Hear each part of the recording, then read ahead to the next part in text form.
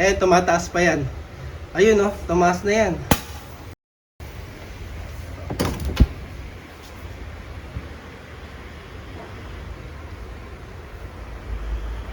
So, ayun, nakita nyo pumutok. Mga ka-DIY, welcome back to our YouTube channel. So, pag-usapan natin itong part 3 na, no? Mula unboxing, review, at ngayon naman, tear down, home use, at saka yung paano natin siya gagamitin sa bahay as backup, at saka solar charging, mga ka-DIY. Siya nga pala, nalimutan ko dun sa review video natin, may giveaway dapat yun, kasi nalimutan ko sabihin sa inyo, dahil sa sobrang haba na ng video. So mamaya ko na lang i-announce ko paano kayo mananalo, mga ka-DIY, at kung ano yung inyong mapapanalunan. So unahin ko munang testing, kasi 'di ba nakita nyo ginamit ko na siya sa rep, sa aircon, meron pa nagre-request ng heavy load. Testingin natin sa grinder. Kunin ko lang, mga ka-DIY. So i-on natin yung AC, tapos gamitin natin yung grinder ni Inco.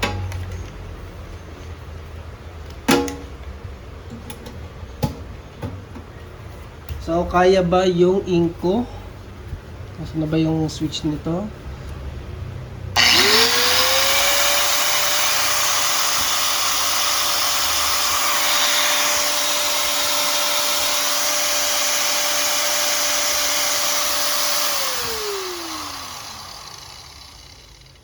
So, kaya naman, legit na legit yung ating inverter dito, mga ka-DIY. Kagaya lang din naman ito ng mga normal na inverter na ginagamit natin. Kagaya ni Peito. Yon, yung mga ganong inverter, mga ka-DIY.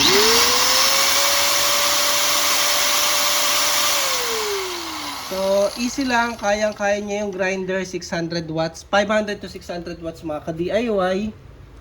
So, ito ay 750 watts talaga kapag loaded. Pero kapag yung kakabuhay nyo lang, nasa ano lang yan.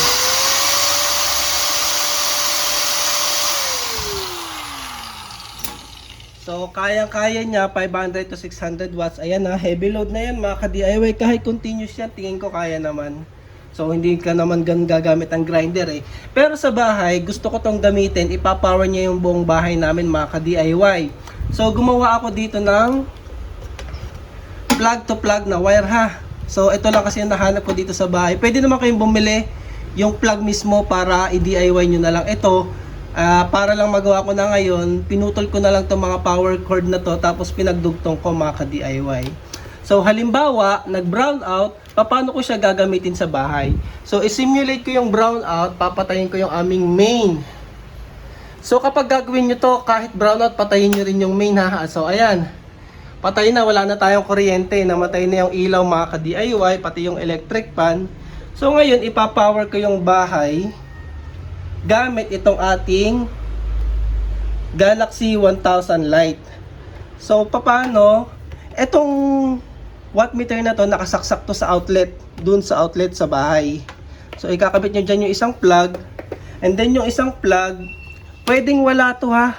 Pinadaan ko lang para makita ko yung actual.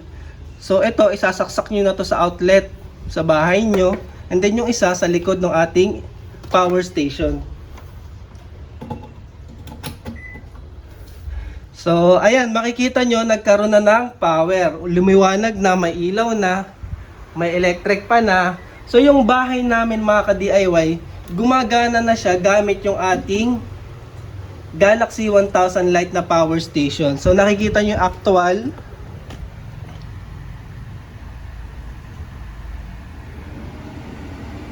So, yan yung actual consumption namin dito sa bahay. Kung makikita nyo, nakababa yung mains breaker, ha. Pag gagawin nyo to, ibaba nyo yan for safety. Ngayon, i-charge ko pa yung cellphone ko na 40 watts. Para madagdagan pa yung load ng ating power station. So, tataas pa yan. So, pinapagana niya ngayon, dalawang DC fan. So, isa dito sa labas, isa sa kwarto. Ilaw namin, tatlo yan. Itong rep.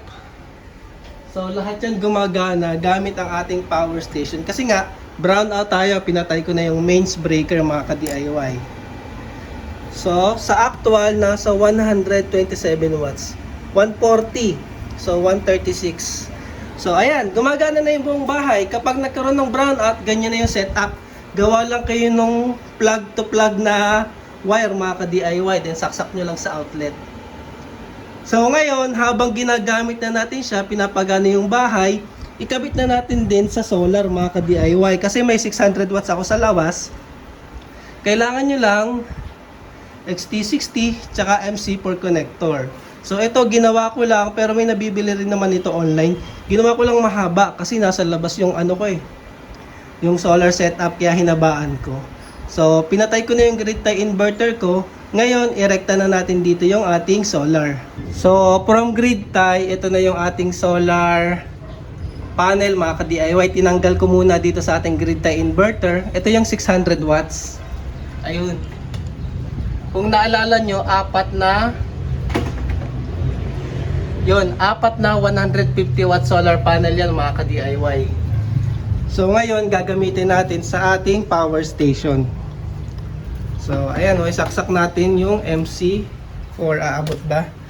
Ayun, abot naman mga ka-DIY. So isasaksak ko na siya dito sa solar. So ito, may nagtanong, pwede ba siyang gamitin habang nagcha-charge? Ngayon ginagamit na po natin siya sa bahay. 126 watts. Ngayon, i-charge natin. PB input dito sa baba. So, ayan. Nakasaksak na yung solar charging natin. So, tingnan natin. So, pwede po siyang gamitin ng sabay. Charging at saka discharging. So, kung makikita nyo, nag-charge na siya 23 watts. And then meron tayong output na hindi nga to ganun ka-accurate, 121 watts. So MPPT yan, hintayin lang natin tumaas ng konti mga ka-DIY. Maya tataas pa yan. So ayun. So napakita ko na sa inyo, charging habang ginagamit natin siya sa buong bahay namin mga ka-DIY. Ayun, tumataas pa yan. Ayun tumaas na yan.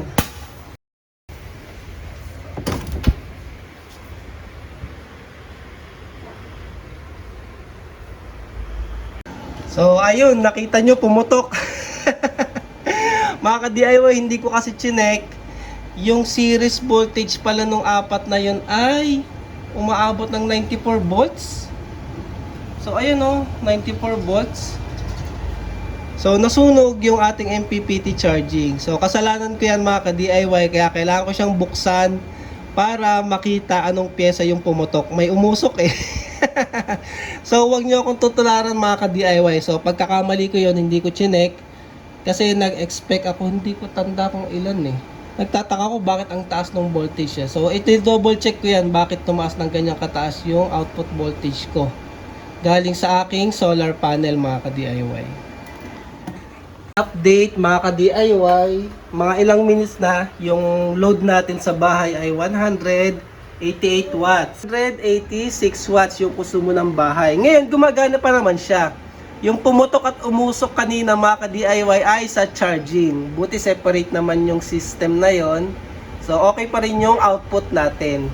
Ngayon, ayun yan yung dahilan, 94 volts. Kasi nga pala, 150 watts, nasa 22 volts VOC yon. Pag siniris natin, so ayan, 90 volts. So, dapat hanggang 60 volts lang. So, wag niyong tutularan yung ginawa ko. Kung iso-solar charge nyo to, dapat hanggang 60 volts lang mga ka-DIY. Pwede kayong gumamit ng mga 580 watts na solar panel. Yun, pasok na pasok yung voltage nun mga ka-DIY. Wait lang, kunin ko yung manual niya. Kung i-maximum solar charging nyo siya, mas maganda yung ganito. Mas mura kasi to, kasi single panel na lang 560 to 580 watts. Kayang-kaya nung ating power station. Huwag kayong mag-series ng apat na 150, dapat 2S2P para hindi natin malagpasan yung 60 volts. Pero kung gusto nyo mas makatipid, ito mas mura tong ganito. Mas mura na ngayon yung mga ganito na single panel. Ito kasi ang maximum voltage nito, nasa na ba yun? Ito mga ka-DIY, Pmax natin 580 watts. BMP, ayan, yung BMP natin is 43 volts. So pasok na pasok sa 60 volts ng ating power station. Ngayon, i-charge ko muna yung ating power station gamit yung isang 150 watts na solar panel para makita nyo pa din. Ay, kaso pumutok nga pala. I-tear down na natin mga ka-DIY para makita nyo yung pumutok. Para if ever mangyari yung aksidenteng ganito na ma-over voltage nyo, ay alam nyo kung alin yung i-repair mga ka-DIY. Asan yung pumatok? Yung power station. So, ayun, buksan natin para sa tear down. Ay, may nagtatanong nga pala, may US function daw ba yung power station? DIY, subscribe. Oh, ayan na, subscribe daw kayo. Wala po siyang built-in na UPS function kasi wala naman siyang AC input. Puro DC input lang po mga ka-DIY. Pero kung gusto nyo magkaroon niya ng UPS function, panoorin nyo lang tong video na to. Gumawa ako ng plug na merong ATS para pwede siyang maging UPS mga ka-DIY. So ito yung video na yon, panoorin nyo lang kung paano gamitin yung DIY UPS plug natin or outlet extension cord yung ginawa ko mga ka-DIY. So para buksan siya mga ka-DIY, tatanggalin nyo lang yung tornilyo dito. Bale, 6 dito sa likod, tig 3 magkabilang side, tapos 2 sa ilalim. So, pag binuksan nyo yan, syempre, tanggal na yung warranty nyan. So, ayan, void na. Okay lang yan. Sealing label. So, tanggal na. Kailangan kasi natin buksan. So, pag natanggal nyo na yung tornilyo, iaangat nyo na lang, slide. So, ayan na siya. So, ayan no. So, tanggalin ko lang yung kabilang side para ma-inspect ko alin yung nasunog mga ka-DIY. So, ayan, nabuksan ko na siya mga ka-DIY. So, sa charging nga pala, parallel lang tong dalawang XT60 na to, oh. Nakaka-parallel lang sila. Papunta lang dito sa isang wire, isang pares ng wire na to para sa charging. So, hindi nyo pwedeng pagsabayin yung AC charging at saka yung solar. Kumbaga, isa lang talaga yan. Ginawa lang niyang hiwalay na port. Pero siguro maximum kung halimbawa inputan nyo dito ng 300 tapos dito 300, pwede yon. Basta yung maximum is 600 watts, 60 volts. Wag na kayong lalagpas sa 60 volts at saka sa 600 watts mga ka-DIY para safe. So kung meron tayong 400 watts na AC charger tapos 150 watts na solar panel, pwede nyo pagsabayin yun. So ayan. Tapos yung pumutok mga ka-DIY, kung nakikita nyo may bakas dyan, ay yung capacitor dito sa ating input ng charging. So kailangan ko siyang baklasin para mapalitan ko yung capacitor mga ka-DIY. Ayan mga ka-DIY, nailabas ko na dun sa case niya, tinanggal ko lang yung mga connectors. Tapos, ito na yung pumutok natin na capacitor. So, ayan o. Ayan yung residue niya, tumalsik. Lumipad sa, dito sa ducting niya. Tapos, ayan yung PB input, dito yung DC input natin. Kaya, ito yung capacitor natin. Na-connected dyan.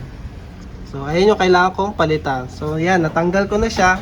So, ito pala ay isang board lang siya, inverter. Itong part na to ay yung inverter niya. Itong part na to naman yung ating charging. So, MPPT charging. Itong area na to mga ka-DIY. Kasi ito yung sa ating inverter. Tapos, ayun. So, pakita ko sa inyo yung battery, no? Kaso, nakabalot siya ng matindi. So, buksan natin to para makita lang natin yung mismong battery. So, ayan siya mga ka-DIY, natanggal ko na yung cover. So, ito yung dalawang 314AH. So, kung makikita nyo, kita nyo ba yung ano niya? So, ayan. Yan yung QR code niya. Pwede nyong i-scan yan para ma-check nyo yung specs. So, ayan siya. So, mukhang legit naman. Tapos, akala ko parallel lang siya mga ka-DIY, pero tingin ko naka-series pala siya. So hindi pala to 1P. Ay, hindi pala siya 2P. Naka-glue rin yung ano niya, no, para hindi gagalaw. So naka-series siya mga ka-DIY, subscribe daw kayo. Naka-series siya. So ito yung ating,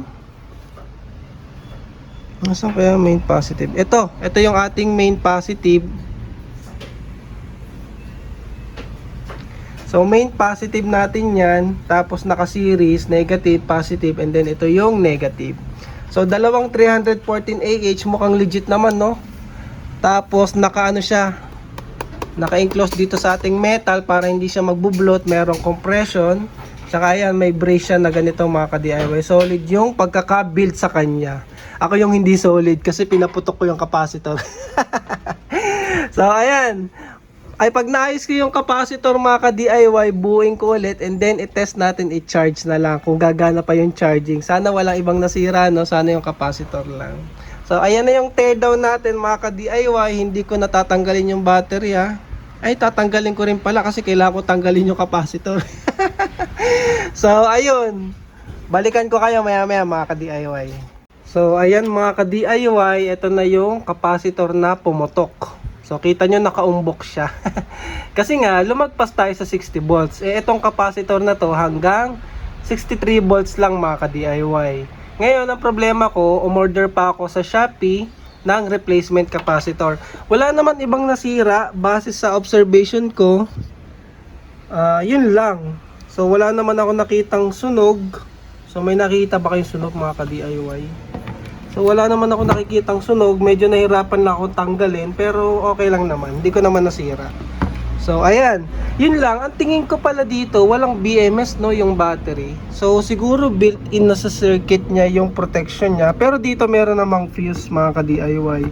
Pero yung sa balancing, so, wala akong masyadong nakikita dyan. Kasi parang inverter na tong mga components na to, mga ka-DIY, eh. Inverter to, tapos kinabitan lang ng MPPT charger here dito mga ka-DIY. So ayun na lang muna para sa video na to. At siya nga pala, nasa dulo ka na. Ito yung ating giveaway mga ka-DIY. Mamimigay tayo ng 60,000 mAh power bank from Auto Project Philippines. So maganda tong version na to, no, mailaw. Mukha lang siyang blinking, ha, pero sa totoong buhay hindi naman siya blinking, sa camera lang yan. So, ang maganda dito, may ilaw ka na sa camping mga ka-DIY. So, ipapamigay natin to.